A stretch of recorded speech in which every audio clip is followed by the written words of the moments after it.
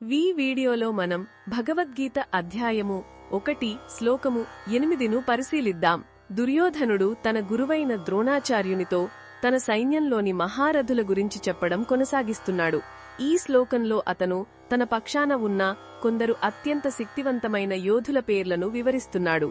ముందుగా భవాన్ అని సంబోధిస్తూ, అంటే తమరు అని ద్రోణాచార్యుణ్ణి గౌరవంగా పేర్కొన్నాడు. ఆ తర్వాత కురువంశ పితామహుడైన భీష్ముడిని, తన ప్రాణ స్నేహితుడైన కర్ణుడిని, అలాగే యుద్ధంలో ఎల్లప్పుడూ విజయం సాధించే కృపాచార్యుడిని కూడా గుర్తుచేసుకున్నాడు. వీరితో పాటు ద్రోణుని కుమారుడైన అశ్వత్థామ, తన సోదరుడైన వికర్ణుడు మరియు సోమదత్తుని కుమారుడైన భూరిశ్రవుడు కూడా తమ సైన్యంలో ఉన్నారని, వారంతా యుద్ధంలో తమ ప్రాణాలను పణంగా పెట్టడానికి కూడా సిద్ధంగా ఉన్నారని గర్వంగా చెప్పాడు. ఇక్కడ మనం ఒక విషయాన్ని లోతుగా గమనించాలి. దుర్యోధనుడు కేవలం పేర్ల జాబితా చెప్పడం లేదు. అతని మాటల్లో గొప్పతనం కనిపిస్తున్నప్పటికీ లోపల ఎక్కడో ఒక ఆందోళన, భయం కూడా దాగి ఉన్నాయి. పాండవుల వ్యూహరచన చూసి కలిగిన కలవరపాటు నుండి బయటపడడానికి తన బలాన్ని తనకు తన గుర్తు చేసుకుంటున్నాడు. తన గురువైన ద్రోణుడిని, ఆయన కుమారుడైన అశ్వత్థామను ఒకేసారి ప్రస్తావించడం ద్వారా వారిద్దరినీ భావోద్వేగంగా తన పక్షాన గట్టిగా నిలబెట్టుకోవాలని ఒక రాజకీయ ఎత్తుగడ కూడా ఇందులో స్పష్టంగా కనిపిస్తోంది.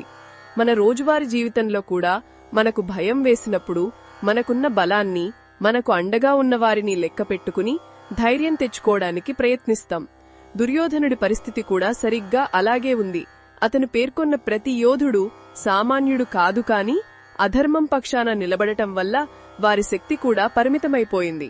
ఈ నమ్మకమే అతని గర్వానికి, అదే సమయంలో అతని అభద్రతకు కూడా కారణం. ఈ శ్లోకం మనకు ఒక అమూల్యమైన పాఠాన్ని నేర్పుతుంది. భౌతిక బలం, సైనిక సంఖ్య, గొప్ప యోధుల మద్దతు ఎంత ఉన్నప్పటికీ మనసులో అధర్మం, అన్యాయమనే ఆలోచనలు ఉంటే ఎక్కడో ఒకచోట అభద్రతాభావం, భయం మనల్ని మన్నాడుతూనే ఉంటాయి. నిజమైన బలం సంఖ్యలో కాదు, మనసు యొక్క నిర్మలత్వంలో, ధర్మాచరణలో మరియు దైవంపై ఉన్న నమ్మకంలో ఉంటుంది. పాండవులకు సంఖ్యాబలం తక్కువే అయినా వారి పక్షాన ధర్మం, సాక్షాత్తు శ్రీకృష్ణ పరమాత్ముడు ఉన్నారు. అదే వారి అసలైన బలం. ఇది ఈ శ్లోకంలోని భావాన్ని వివరించడమే లక్ష్యం. మరిన్ని భగవద్గీత శ్లోకాల అర్థాన్ని తెలుసుకోవాలంటే మా తదుపరి వీడియోలను తప్పకుండా చూడండి.